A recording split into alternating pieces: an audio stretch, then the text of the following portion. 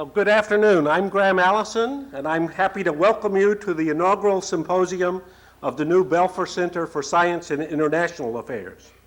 To kick off our weekend, it's a very special pleasure to welcome back to Harvard the Vice President of the United States, Al Gore, and members of his family. For over a quarter of a century, Al Gore has been a loyal alumnus of Harvard and a great friend of the John F. Kennedy School of Government. This is a very special occasion for us, Mr. Vice President, here at the Kennedy School, because the CSIA that many of us have known for a quarter century is now in the process of becoming re-endowed and renamed the Robert and Renee Belfer Center for Science and International Affairs. This is another milestone in an ongoing renewal of the center, in which we're recommitting ourselves to our core mission as we re-examine our strategy and our programs for realizing that mission. If we would steal a phrase, we would say we're trying to reinvent the center because on a rapidly shrinking globe, as Václav Havel has observed, things have changed so fast that we haven't even had time to be astonished. And so for the center, the implications are quite profound. The mission of BCSIA is to advance policy-relevant knowledge about the most important challenges to American and international security and other critical issues where science, technology, and international affairs intersect. The question that we will all be deliberating this weekend is, what are the most significant challenges to Americans' security and well-being in the quarter century ahead? And as our Chinese friends remind us with their character for challenge, challenges come both as threats and as opportunities. Our broader goal for this weekend symposium is to encourage serious conversation that informs, enlightens, and thereby helps us shape the research agenda for the renewed BCSIA. And the core team at BCSIA thanks you, Mr. Vice President, and thanks all of you, our guests and participants at this weekend, for joining with us in this enterprise. To introduce our speaker today, I give you our renewed Dean of the Kennedy School, Joe Nye.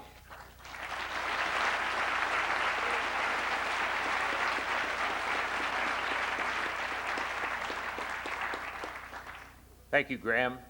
The Kennedy School is engaged in a mission to try to train leaders for public service and to come to terms with and understand and contribute to governance for the 21st century. In that spirit, the renewal of the CSIA as the Belfer Center for Science and International Affairs will be a major contribution, but it's a part of a larger project here at the school as we try to think through the problems that will beset this and other democracies in an information age. We couldn't have a better speaker to lead us in the inauguration of this endeavor this afternoon. At about the time that the Kennedy School was being rejuvenated and renamed in the 1960s, there was a Harvard undergraduate who turned out to be quite prescient in his political visions, his ways of seeing the issues that would dominate the future. Indeed, this Harvard undergraduate, who is a little bit older, but is with us today in the form of the Vice President of the United States, wrote his undergraduate thesis on the impact of television on the conduct of the presidency from 1947 to 1969. Understanding government's and I should say we're lucky also to have with us today another Gore undergraduate and Mrs. Gore. But as a Harvard undergraduate, Vice President Gore was thinking ahead to the ways in which new technologies would affect the shape of governance in this country. And in practice, as a politician, as a senator, and later as a vice president, his commitment to put computers with access to the internet in all schools and libraries, his leadership on the telecommunications bill and the V-chip have put him way ahead of the political curve. Indeed, I'm told, and this may be a malign rumor, that there is not a computer on the president's desk, but the Vice President does handle email for both of them.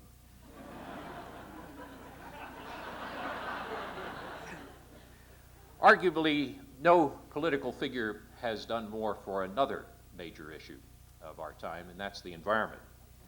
In terms of thinking ahead, it's worth noticing that even before his book, Earth in the Balance, was published, in a speech in May 1989, Al Gore said, "The task of dealing with the environment will one day join and even supplant preventing the world's incineration through nuclear war as the principal test of statecraft." And this is from a statesman who had already distinguished himself as a senator on the issues of arms control and dealing with security issues. And I must say, as having had the pleasure of working closely with him on security matters, he was a voice of reason on those issues as well. Finally, perhaps a little less known is the leadership that he's shown on family issues. Rediscovering the basic principle that families are vital to the survival of democratic institutions, he has made this one of his key agenda items, and this track record dates back to annual roundtables on family issues, which he hosted in Nashville while he was still serving in the Senate. So as a man who can inform us on the mission that we're about, which is to understand and prepare for governance in the 21st century, please join me in welcoming Vice President Al Gore.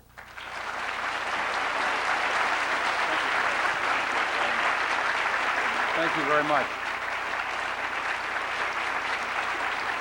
Thank you. Thank you very much. Thank you. Thank you very much. I'm very grateful to you, Joe, for that generous and warm introduction. And Graham Allison, thank you for your leadership and longtime friendship.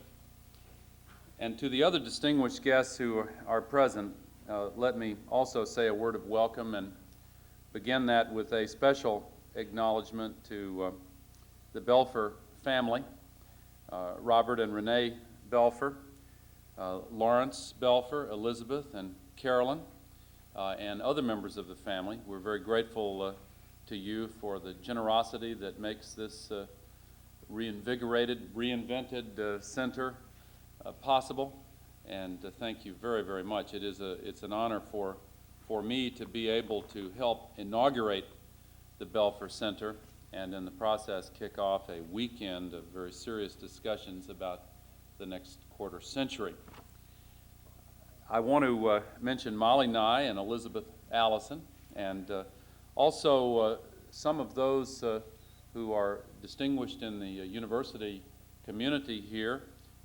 Dean Jeremy Knowles, my former colleague in the Congress, Phil Sharp, who is a director of the Institute of Politics, John Holdren and Bob Stavens, who in various ways have helped us in the administration, Nick Metropolis, who works with us on innovations in government, and incidentally, Elaine Kmark, who ran my Reinventing Government project, is now a part of your faculty as well. You have a lot of folks here who have made stellar contributions to the Clinton-Gore administration. Steve Kellman, David Elwood, Mary Jo Bain, Ash Carter, who of course was our Assistant Secretary of Defense, and a lot of folks here who weren't part of our administration, like Sheila Burke, and I could, I admire Sheila as well, and but I won't dwell as much on that list on the other side. And a lot of good friends who are here, Professor and Mrs. Galbraith. It's always an honor to be with you. Mike McElroy, who has taught me so much about the environment. And in our administration, Katie McGinty, the chair of the Council of Environmental Quality, is here, and Rosina Birnbaum.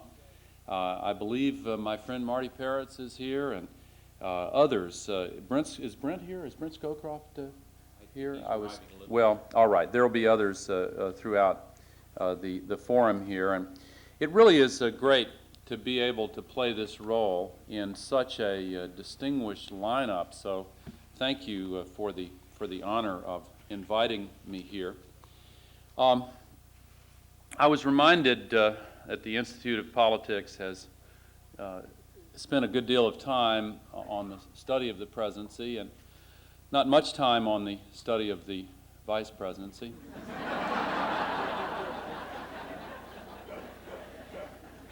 But I suppose there's nothing to be done about that. I would, though, remind you, Joe, of the legal controversy. Some of you may be aware of it. It's worthy of study. The legal controversy that arose on Inauguration Day earlier this year. As students at the Institute of Politics know very, very well, the Constitution prescribes very clearly and precisely that the President's term begins at noon on January the 20th, and the old term ends at noon on January 20th. Well, this year, by tradition, I was sworn in precisely at 11:58 a.m. Following that, an extremely talented opera singer, Jessie Norman, sang so beautifully that few realized that she was going on longer than prescribed. And President Clinton, as a result, did not take his oath until 12:06 p.m.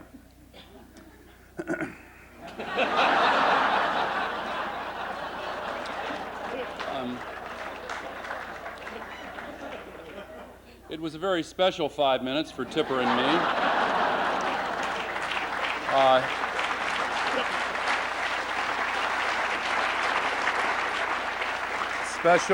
Special for my family, and, if I may be so bold, for America.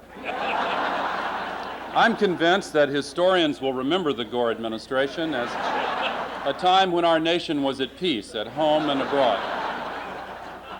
Our economy was booming with low inflation. We created 3.1 new jobs, 1.2 of them here in New England. But, you know, with all due respect to President Clinton, historians will also record that there were fewer crimes committed during my presidency than that of any other president, Democratic or Republican. That's partly because we put 2 new community police officers on the beat, Eddie and Dwayne. But what is in many ways most significant to me is that partisan bickering, so often a problem in Washington, gave way for the entirety of my administration to bipartisan harmony. Patriotic music bursting forth from the steps of the Capitol, and I think that's the reason the chant began there on the steps and swept westward across the nation. 5 more minutes. 5 more minutes. Thank you very much.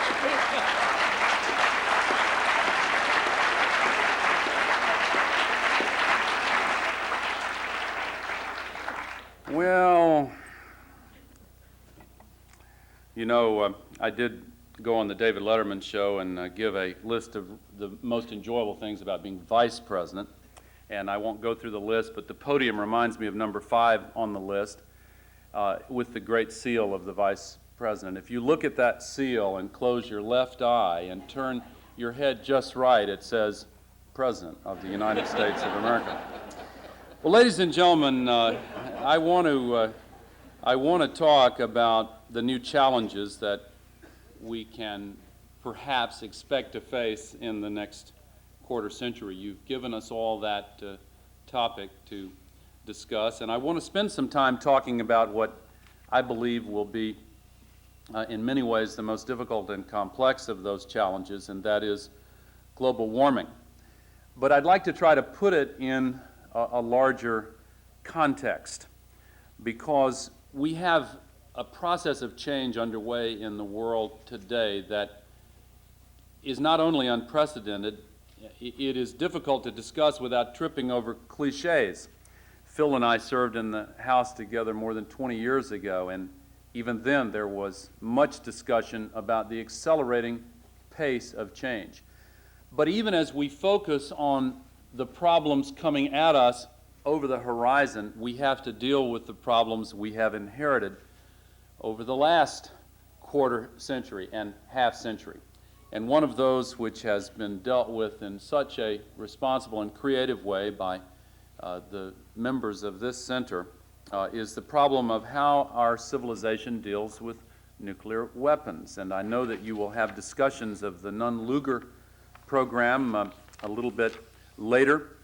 You've done a great deal of work on how to deal with the proliferation of nuclear weapons to rogue states and terrorist organizations. We in the administration have worked very hard on these questions as well, and I'm pleased to tell you that just a few hours ago, another category of weapons of mass destruction, chemical weapons, were dealt with in a treaty that was just ratified by the Russian Duma, which is a step forward. But we're dealing with the former nations, the nations of the former Soviet Union in an effort to contain the problem of nuclear weapons, chemical weapons, biological weapons, ICBM technology, and keep it from spreading around the world. I will refer to that challenge left over from the past in the course of discussing global warming.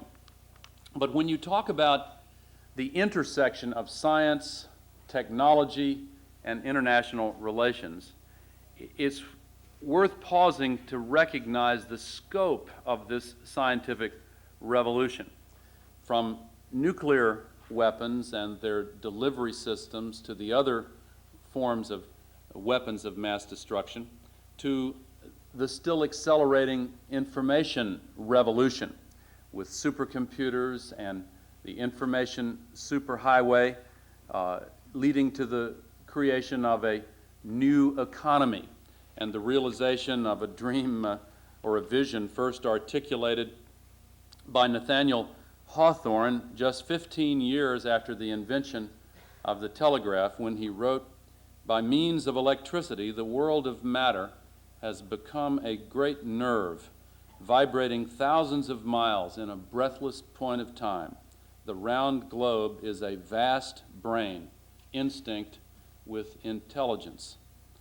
At the same time, we are dealing with the transformative effects of this information revolution. We are preparing for the effects of the genetics revolution. In just 2 to 4 years, scientists will complete the human genome, giving us a kind of instruction manual for a human being. The emergence of new pharmaceuticals, new understandings of biology, new abilities to manipulate genetic information will challenge world civilization just as profoundly as nuclear weapons challenged world civilization in the last half-century. Think of the convergence of two new tools simultaneously before the turn of the century, just 3 years from now. The completion of the human genome and the emergence of multiple competitive low Earth orbiting satellite systems that will make possible cheap, reliable cell phone communication from any point on the Earth's surface to any other point on the Earth's surface, to be followed 2 to 3 years after that by wireless access from any point on the Earth's surface to the internet. What will the combination of these capabilities bring by way of change? This is not to deal with the revolution in material sciences, in earth sciences, in brain research, the developments that are improving our understandings in cosmology. Just this past week, we got the stunning pictures of galaxies colliding, producing dramatically new insights into the origin of matter in the universe. How far are we really from the long-sought dream of a unified field theory?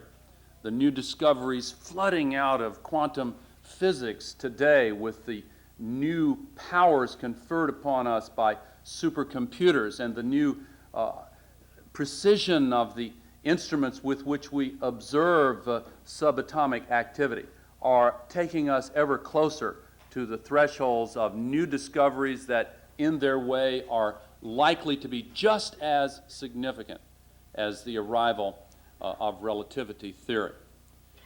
Complexity theory is, in the minds of many historians of science, a candidate for insights in that order of magnitude. I would like to begin my discussion of this process of change by offering a metaphor that to me is useful as a tool for trying to understand the way this change takes place. Because as someone who works in the public policy arena, I see these changes coming out of the fields of science and technology into a world that is absorbed with a process of globalization in politics and commerce and in every field. We're seeing the reorganization of world patterns in rapid-fire fashion in ways that remind us of what happened after World War II in the late 1940s when NATO was created and GATT was created and and the United Nations was created and all of the institutions that we take for granted today. In the aftermath of the Cold War, we are seeing a process very similar with new arrangements, new treaties, new institutions. The United States of America must provide the world's leadership as these new arrangements are created. And let me say that there are certain elementary steps which I think we must take. We ought to pay our UN dues. We ought to be responsible members of international organizations. We ought to give the President the authority to negotiate the new treaties that are necessary on trade. We ought to have a discussion in our country about how the U.S. can play a leadership role in conferences like the one that will start in Kyoto at the beginning of December. But it's extremely difficult in a representative democracy to arrive at a consensus on how to deal with challenges like those flowing out of the fields of science and technology when we're absorbed with all of these other changes that are underway. Now, I mentioned that I wanted to offer a metaphor. The first year I went to the Congress in 1977, I met a scientist who was invited to come in as a visiting speaker. He had just received the Nobel Prize in Chemistry for his work in thermodynamics. His name was Ilya Prigogine, a Belgian scientist. It's still his name. Needless to say, I spent most of the time just listening, but I have thought back often over the last 20 years to the process he described and how it might apply to the kinds of challenges that this center deals with, the kinds of challenges that the Clinton-Gore administration is trying to deal with. He showed that in so-called open systems, and let me pause to recall the explanation that he provided to us, an open system being one in which energy flows in and then out again. In open systems, when there is a dramatic increase in the amount of energy flowing through the system, a process of change occurs in two steps that he observed and documented. There is a breakdown in the pattern, first of all. And then secondly, and then surprisingly, a spontaneous reorganization at a higher degree of complexity. He took this insight from the field of thermodynamics and wrote about city planning and showed how some communities that have established patterns that have built up over time deal with a sudden increase in the number of people moving into the community, or the introduction of automobile traffic into the community, or a sudden increase in the wealth available to the community. When energy in whatever form increases to the point where it crosses a certain threshold, there's a process of breakdown for the traditional pattern and then spontaneous reorganization at a higher degree of complexity. He pointed out that any building is just a pile of bricks, but it's only when you look at those bricks as a whole that you see the factory or the palace, or if they're red, a building at one of the finest universities. And I think this model is one that is useful. Maybe it's not as new as I thought it was when I first heard it described. It certainly was new in thermodynamics and in the applications to which he put it. But I remember being assigned a book here at this university by Thomas Kuhn called The Structure of Scientific Revolution, in which he described in the field of intellectual history how a well-understood theory suddenly confronted with a lot of new observations that may not fit that theory breaks down and only over time yields to the emergence of a brand new theory. It was when the word paradigm first became a buzzword, when he used it in that book. It strikes me that the process he described in intellectual history is very similar to what Prigogine described in thermodynamics. The economist Schumpeter talked even earlier about the process of creative destruction as a characteristic of the capitalist model, how there is a constant simultaneous process of breakdown and emergence of new change.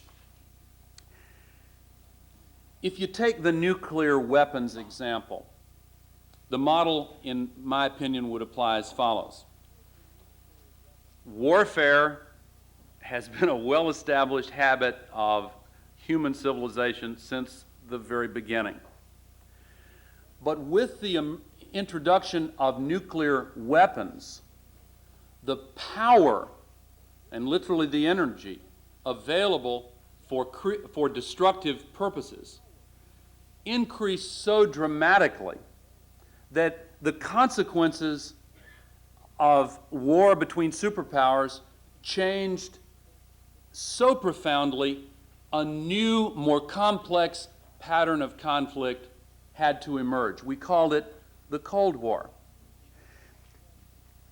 In a similar way, when these new inventions in the information field and the genetics field introduce powerful new abilities, things we've taken for granted for generations give way to new patterns and new understandings.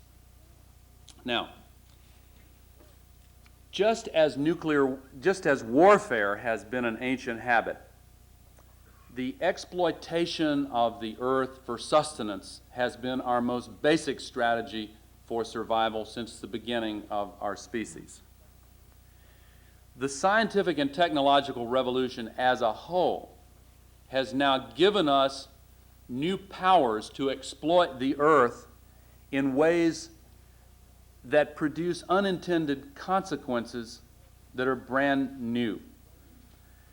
I see global warming as one of many manifestations of that underlying pattern. The destruction of rainforests, the disappearance of living species, the destruction of the stratospheric ozone layer, the depletion of the fisheries of the world. The list, unfortunately, is a long one. They all illustrate a basic change in the relationship between human civilization and the earth. The age-old pattern is now different.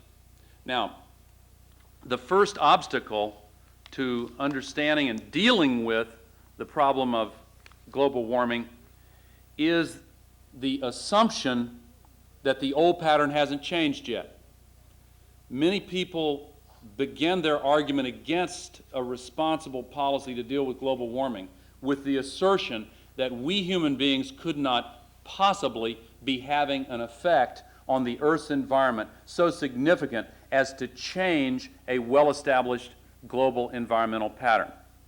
I remember vividly from my days in elementary school when we studied geography, and the teacher had a map of the world above the blackboard, and when it came time to study geography, he would pull down the map of the world and we would study it. And one of my classmates, it's a true story, was really intrigued by what he thought was the similarity between the coastline of Africa, the west coast of Africa, if you can see it in your mind's eye, and the east coast of South America.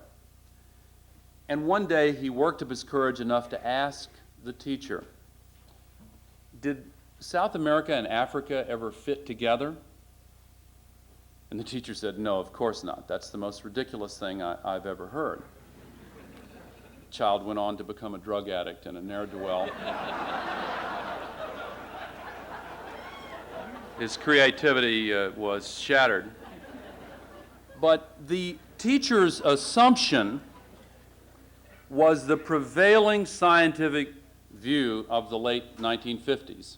Continental drift was thought to be a myth because the assumption was continents are so big, they obviously don't move. Yogi Berra once said, what gets us into trouble is not what we don't know, it's what we know for sure that just ain't so. And what we know for sure now that just ain't so is that the Earth is so big, we cannot possibly have any significant impact on it. That's changed because of two major factors added to our way of thinking about the problem. The first factor, of course, is the population explosion. And to illustrate what a new reality this is,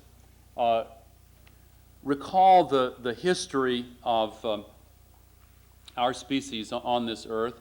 And if I was going to draw a line in the air to graph population increase, I would have to first decide where to start the graph. And let me have that, would you? If you'll bear with me while I draw this, I hesitate to choose a date to mark the beginning of the species because we had a trial in my home state about this in the last century.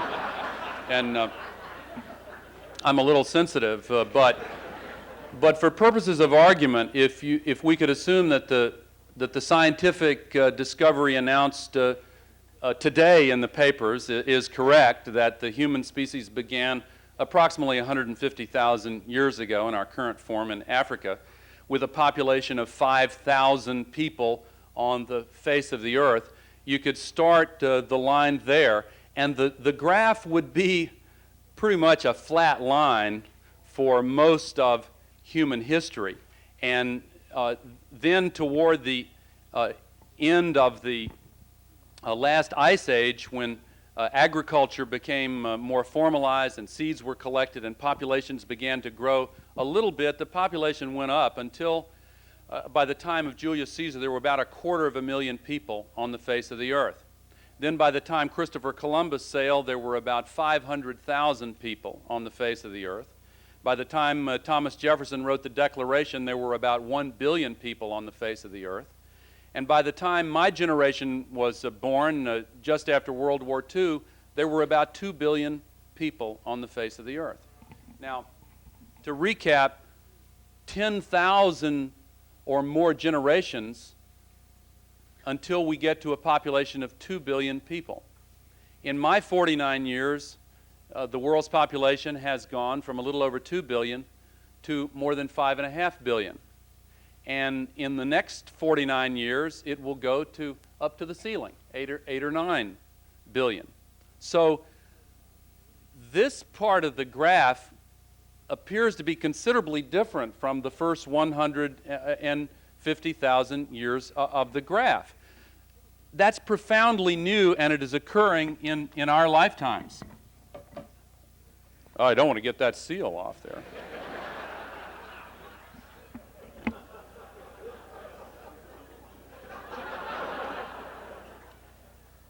Now, the second factor. Now, just to recap that one, we are now adding the entire population of, the equivalent of the entire population of China every 10 years. Now, sometimes when I talk about this, some people hear the word abortion. I didn't say the word abortion. Abortion has absolutely nothing to do with it whatsoever. Dealing with the population explosion means saving the lives of children and raising child survival rates so that in societies where women are empowered with the ability to participate in the choices that families make, and where knowledge and technologies that facilitate family planning are ubiquitously available, family sizes drop from very large to very small. Every advanced society in the world has made that transition, every single one.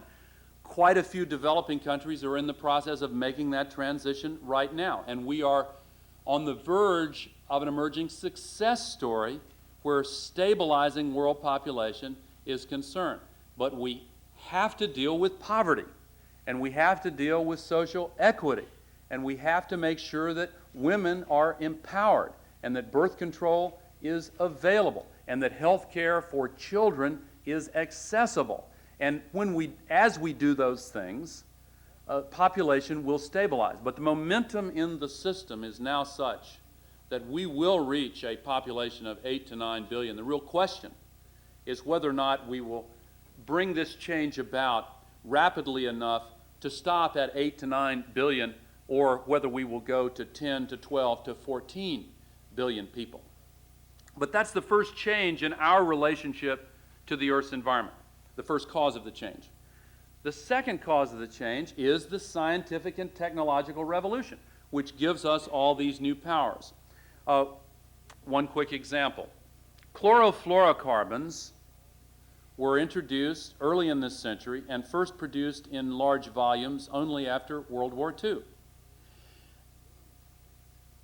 But in that brief space in time, they have caused a change in the chemical composition of the atmosphere such that the air that we are breathing in this room right now has 6 times as many chlorine atoms in each lungful as it did when this room was built. When was this room built? 1978. Well, it would have been 6 times as many atoms as was true 30, 40 years ago. Let me put it that way. And that change is true at the North Pole, the South Pole, at the equator, everywhere on Earth. Now, 6 times as many chlorine atoms in each lungful does not hurt human health directly. It's still a relatively tiny concentration. However, it does indirectly affect human health because that's what depletes the stratospheric ozone layer, leading to a large increase in the amount of ultraviolet radiation, an increase in skin cancers and cataracts, and as yet unascertained changes in the environmental system with plankton affected and all the rest. Now, here's the point. If that one family of chemicals in only half a century can change a basic element in the atmosphere by a factor of 6, then we have the ability to change the Earth's environment. And in fact, the atmosphere of the Earth is the most vulnerable part of the environment because it is in many ways the smallest, or rather thinnest, part of the environment, because from here to the top of the sky is not as far as it is from here out to Logan Airport, if you're talking about the top of the troposphere. My dear late friend Carl Sagan used to say that the varnish on a globe is, relatively speaking, thicker than the atmosphere is surrounding the Earth. And with 5.5 billion people, multiplied by all the technologies we have at our disposal, including the internal combustion engine, including factories, including other ways of converting fossil fuels into carbon dioxide, we are filling up the atmosphere of the Earth with chemicals that change the relationship between the Earth and the sun by trapping more of the sun's heat close to the Earth's surface, and in that fashion warming the Earth's atmosphere and changing the pattern of climate around the world. I first became interested in this issue as a student here at Harvard. The late Roger Revelle, who taught a course here to undergraduates, was the first person to measure CO2 in the atmosphere. Thank you. That's fine. I'm fine. Just leave those. This is what he showed to his class in the 1960s. These squiggles. They measure carbon dioxide in the atmosphere, and as many here know extremely well, each year the concentration goes up and down because most of the Earth's land surface is north of the equator, 75% or so, and therefore that much of the world's vegetation is north of the equator. And when the northern hemisphere tilts toward the sun, the leaves come out in spring and summer, and the entire Earth inhales carbon dioxide out of the atmosphere and takes up so much of it that the worldwide concentrations drop down. Then, when the northern hemisphere tilts away from the sun in fall and winter, the leaves fall, disgorging carbon dioxide back into the atmosphere, and the concentrations go back up again. But the peaks continue to go up. After I left this institution, I kept in touch with Dr. Revelle and followed the course of his measurements. And this is what it looks like today. It has continued to go up, of course, in the same steady pattern. And it's now up to here. To put that in the context,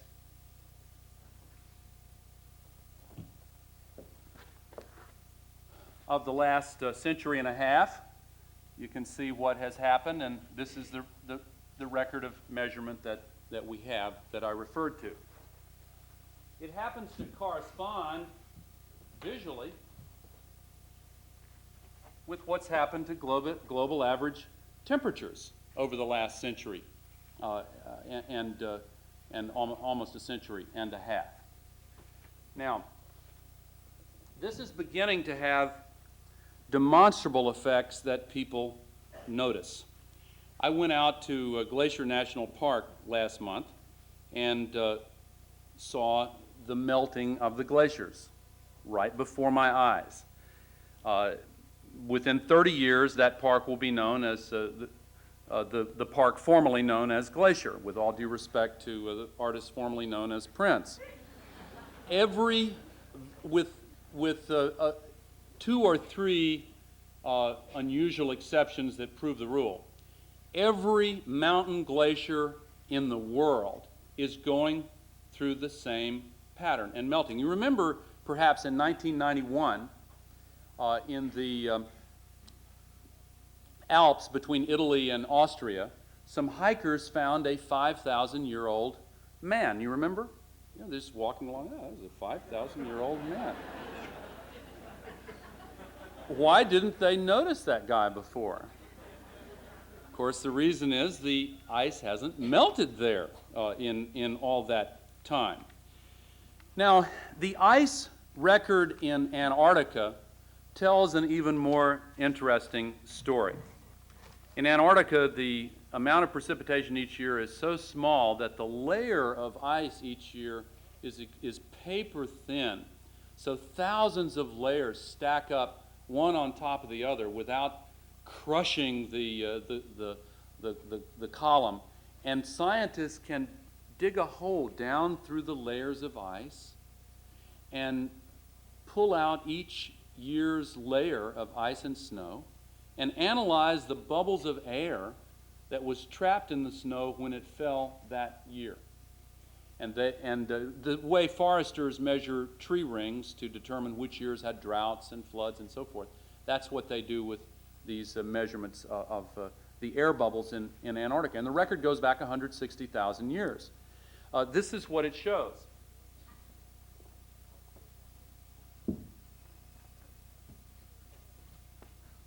This looks more complicated than it is. Can you all see it over there? Move that out just a little bit. I'm not sure everyone can see it, but I'm fine. It really has just two lines. One is temperature in yellow, and in blue is the carbon dioxide level. They measure the carbon dioxide in these bubbles of air, and they measure temperature by measuring the ratio of different isotopes of oxygen, and there are others here who understand that better than I do, but it turns out to be a very accurate thermometer. Okay, the two lines go as follows. This is current temperature. This is the last ice age. This is the next to last ice age. And this is a period of great warming in between the ice ages. Now, here in Cambridge, for purposes of comparison, this is the difference between a nice day like today and having 1 mile of ice over your head. Because those were the conditions here during the last ice age. Now, on the CO2 side, this is the last ice age, this is the next to last ice age, and this is the period of great warming in between the ice ages. And it's changed between a little under 200 parts per million to almost 300 parts per million during that warming between the two ice ages. Now, there are 2 points that I want to make with this graph. The first is those 2 lines appear to fit together. If my 6th grade classmate who asked about Africa and South America were here and looked at those lines, he would say, I think those fit together. The actual relationship is very complex. There's mutual causality, but it's a well-established scientific fact that increased levels of carbon dioxide produce warming in the atmosphere. Now, the second point is really the main point of this. Because of this fundamental change in our relationship to the Earth's environment, we're driving up the level of CO2 so rapidly that it's already up to here. And in the lifetimes of some people in this room, we will see the levels go up to this point.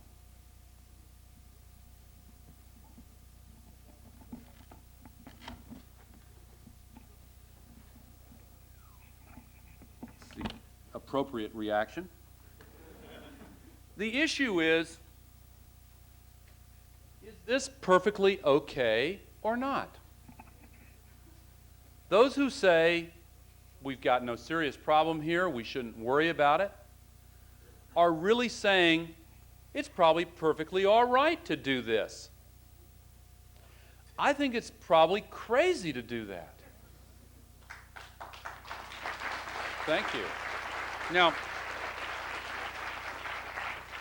this is not to imply that temperatures go to that level. Of course they do not, because there are many factors involved. But they go up, and they're predicted to go up more rapidly than ever in our recorded history, and more than in 50 million years on the face of this Earth.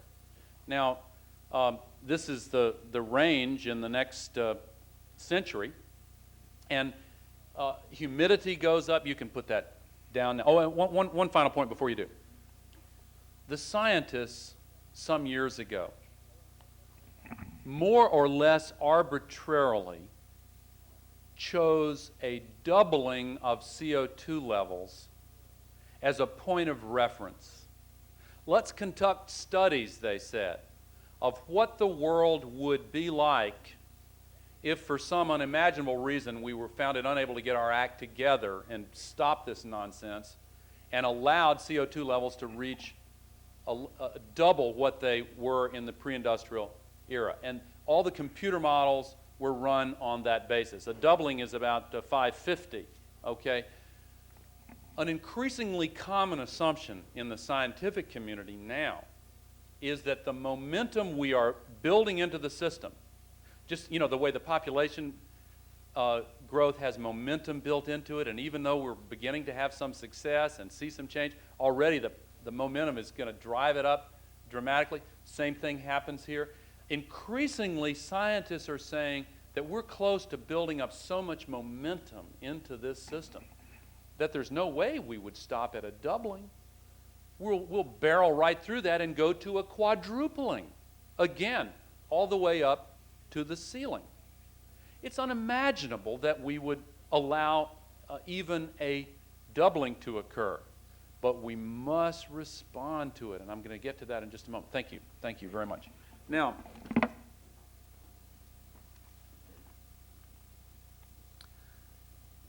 associated with a doubling is not only higher temperatures, but also a range of effects that have received too little attention in the public debate. Scientists say that the world's climate system is an engine, in a sense, for transferring heat from the equator to the poles through winds and ocean currents and clouds and patterns of weather that are quite familiar to us.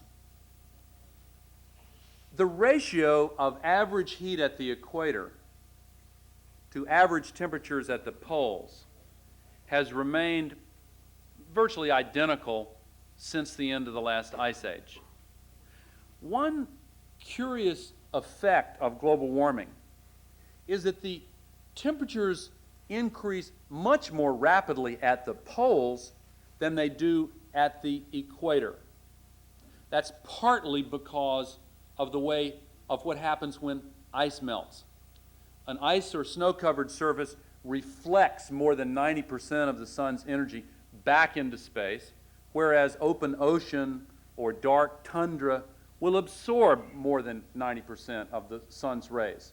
So at the edge of melting ice, there is not just an incremental change, but a change in kind from reflectivity to absorption.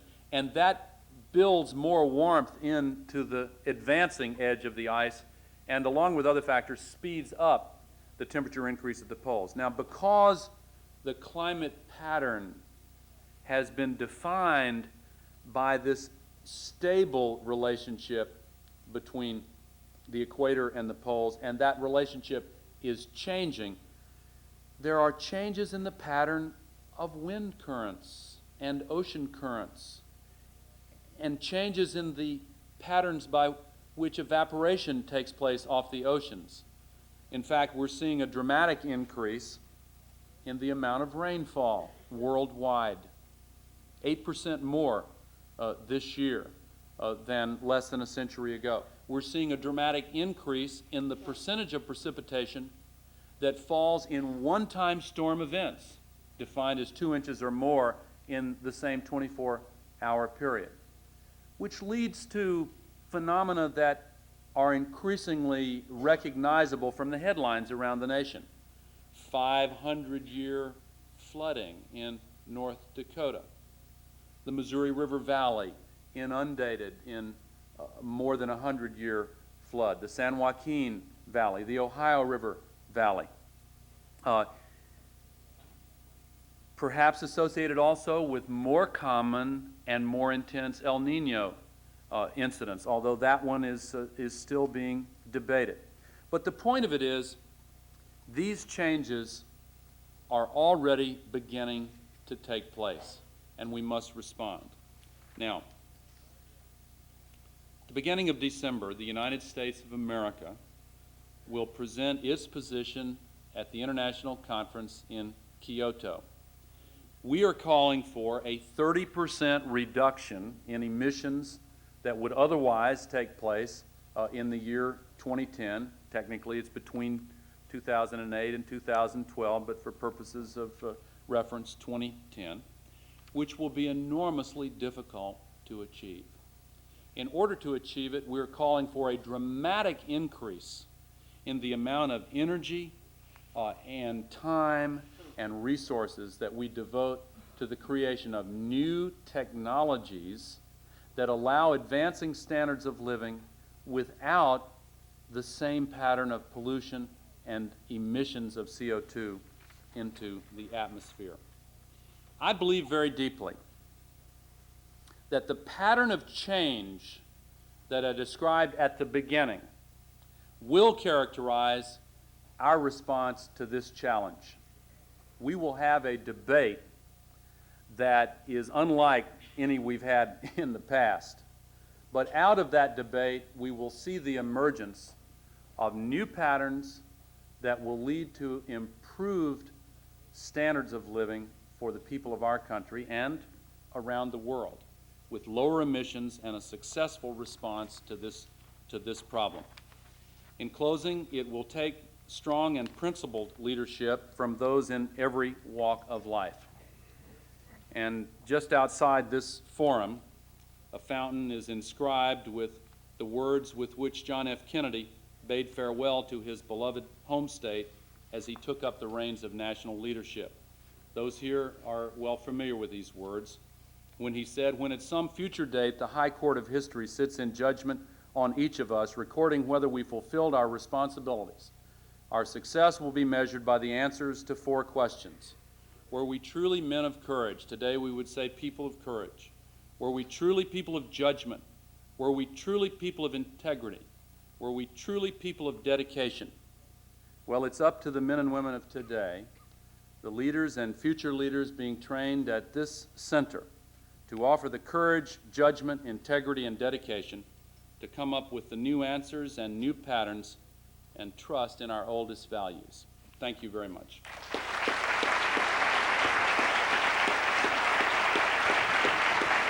Thank you.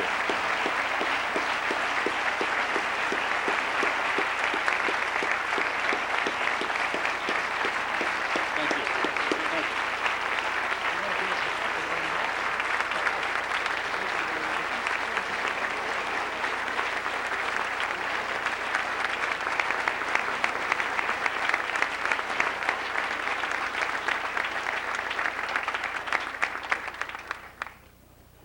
The Vice President has time for a few questions. There are 2 microphones on the floor, 2 microphones on the balcony. We'll go in sequence on them.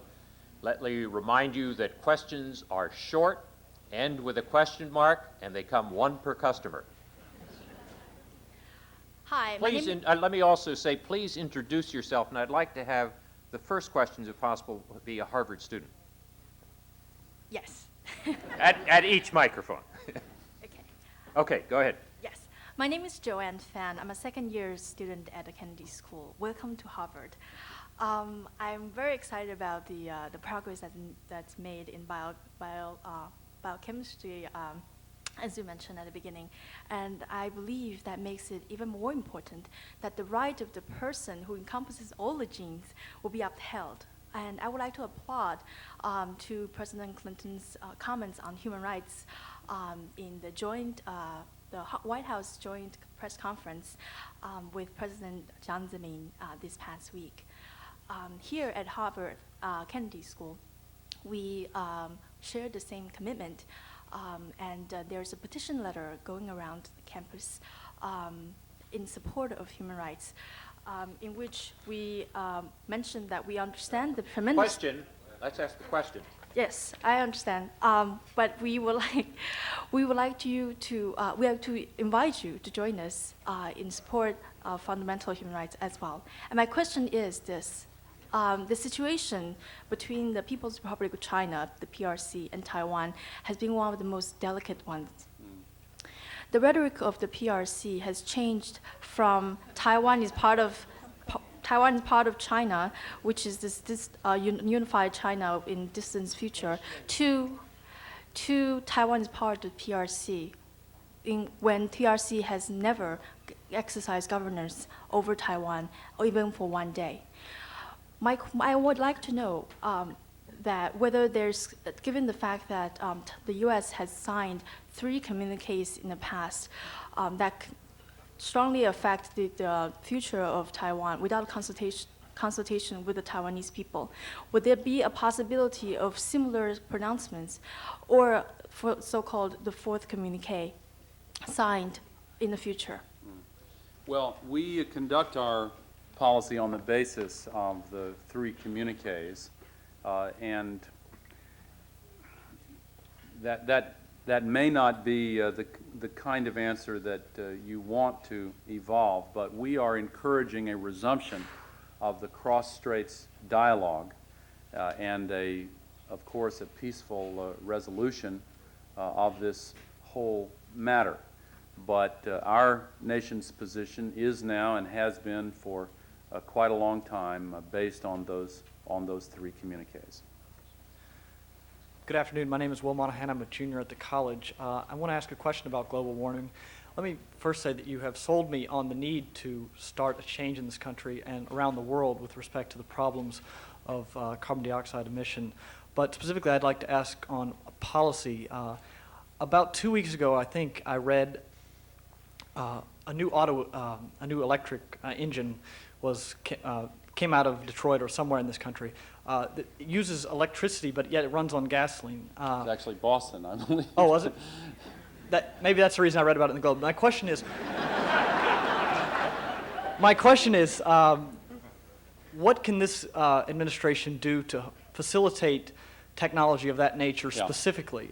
Because we can all buy cellular phones that are the size of a pen, but if technology isn't directed in a certain way, then we're going to have trouble meeting your goal.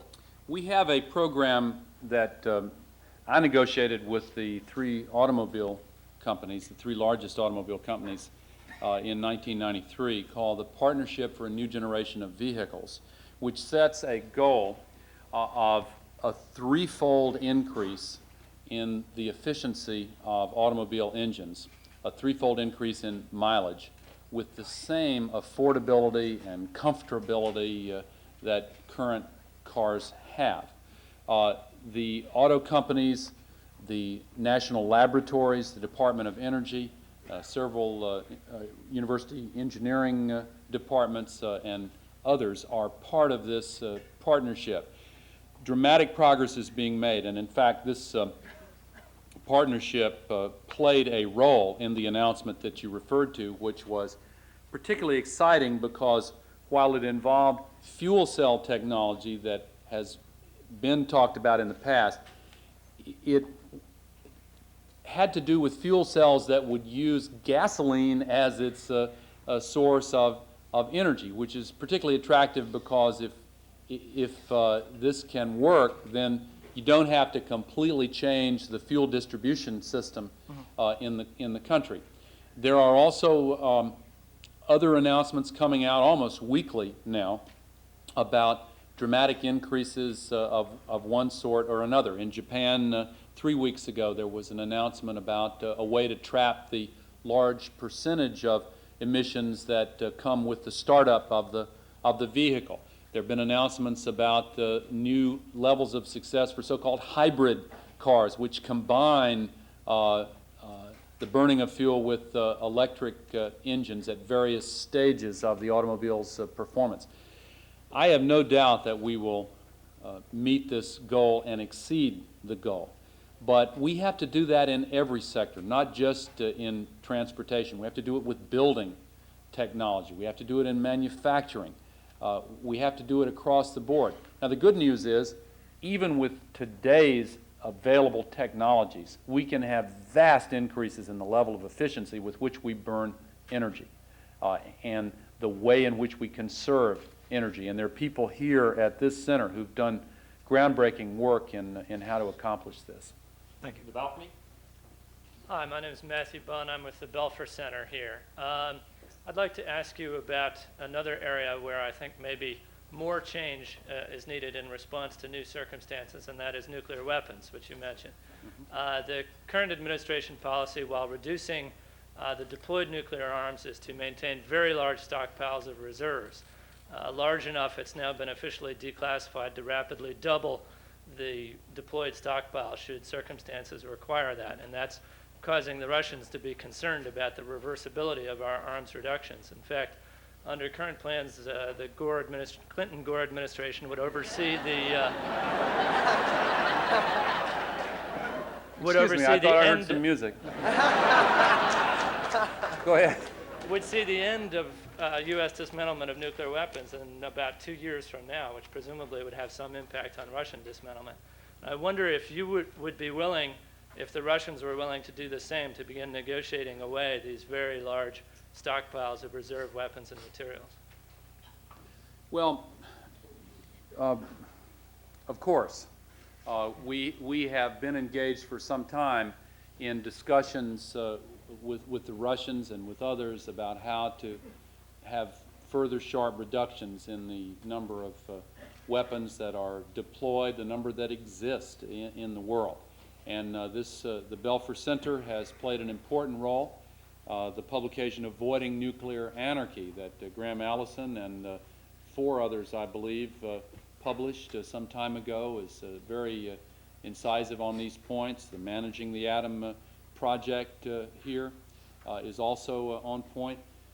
We're trying to get final ratification of START 2, and there's a certain reluctance for sound policy reasons to get into the negotiation of START 3 or other agreements before we have START 2 locked into place. And today's action by the Duma on the Chemical Weapons Treaty is very, very encouraging where START 2 is concerned.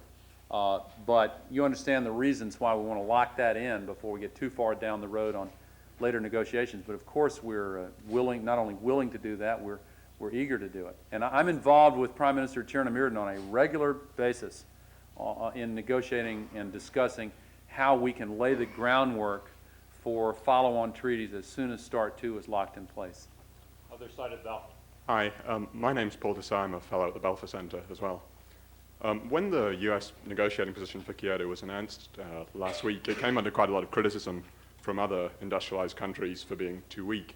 And I was wondering if you could speak a little bit about why you think other countries such as the EU and Japan are willing to commit to greater reductions in greenhouse gas emissions than the U.S. Well, I don't think Japan's position has been formalized yet. They have an internal debate still underway there. Where the EU is concerned, remember a couple of facts about the EU. Germany, the largest country on the continent of Europe, looks back to the base year, 1990, and measures huge belching quantities of CO2 from the most inefficient factories in the world in the old East Germany.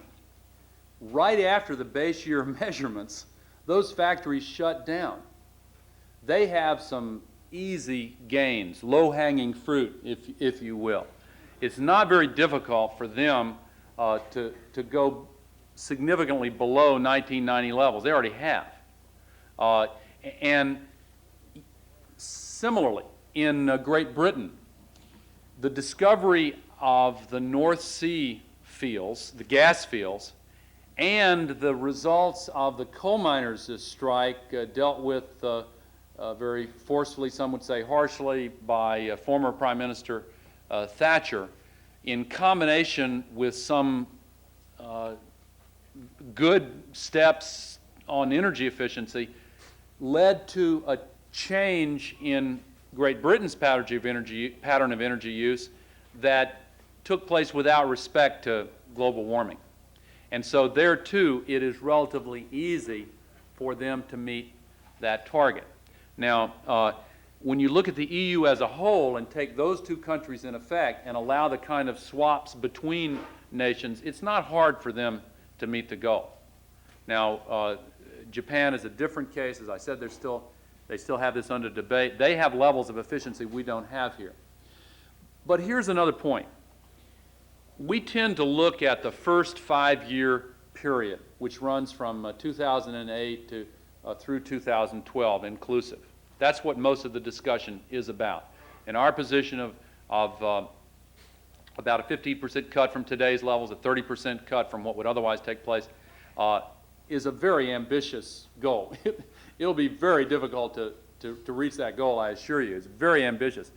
But what happens after 2012, in the second budget period, between 2013 2018? We have pledged reductions from the 1990 levels in that second period, and we have no doubt that we'll be able to meet them. We're going about this in a very serious and thoughtful way, laying in place all the steps that are necessary in order to accomplish this. Great Britain, Germany, some other countries that are going to meet the 2010 or 2008 through 12 goal with steps that have already been taken are really going to be in big trouble, potentially, during that second budget period unless they go through the kind of process that we have outlined in our proposal. Now, all countries, regardless of their circumstances, are going to be challenged by this. But the sooner we get over the hump, the sooner we commit ourselves to the changes required, the easier it's going to be. Let me just give you one quick example from the way we dealt with chlorofluorocarbons. We heard the same predictions that it would be impossible to phase out those chemicals. The companies that made a commitment to get rid of them ended up being leaders in their field, not only scientifically but economically as well. When they made the commitment, forced the innovation, came up with the substitute processes, some of them are now getting licensing fees from their competitors. And the technologies they've invented produce cheaper products of higher quality. There's not a lot of quality of life in waiting in these traffic jams for 45 minutes on the way to work. Better ways to move people around can not only reduce emissions but also improve the quality of life in exactly the same way.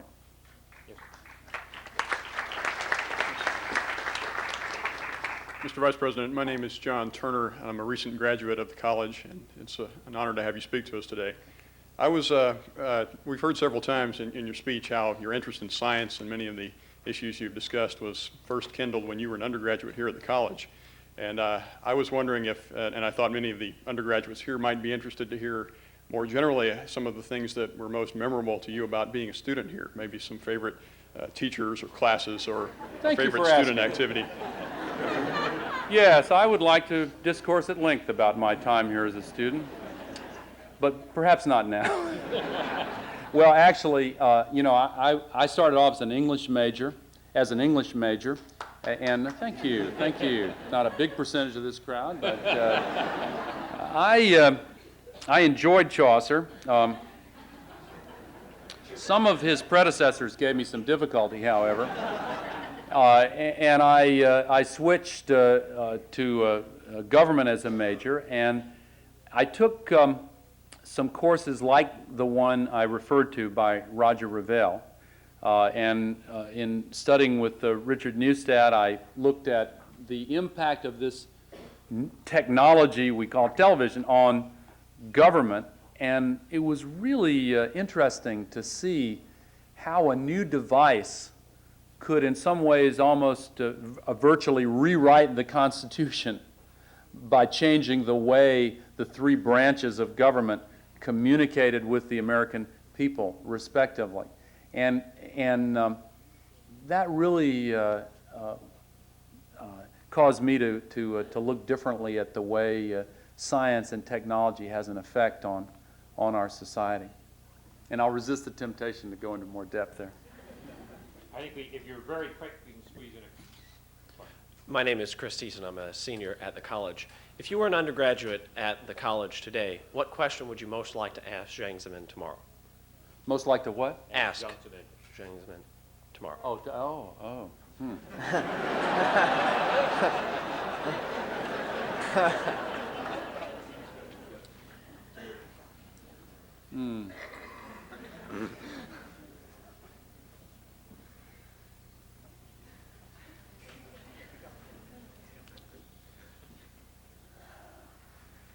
Of course, I've had the chance to ask him a number of questions personally over the last several days, and have met with him a number of times previously too. So it's hard for me to answer your question straight out, but I'll give it my best shot. When you were a student during the Japanese occupation of Shanghai, you felt that your freedom of communication was suppressed to the point where you were not free to say what was really on your heart. Can you draw upon that personal experience to understand the feelings of students exactly that age today in China who may disagree with this policy or that pursued by the current government and feel that they don't have the freedom to say what's on their hearts? Thank you.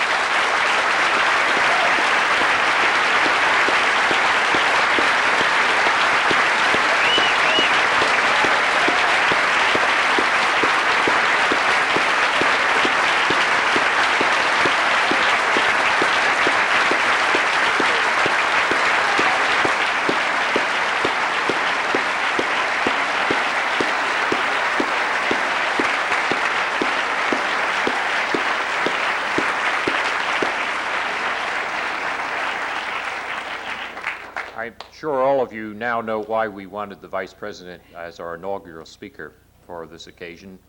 And as I mentioned to him in a quick aside, if the next Gore administration is as short as the previous Gore administration, which we hope not, there's always a job for him as a professor. Thank you very much, Mr. Vice President.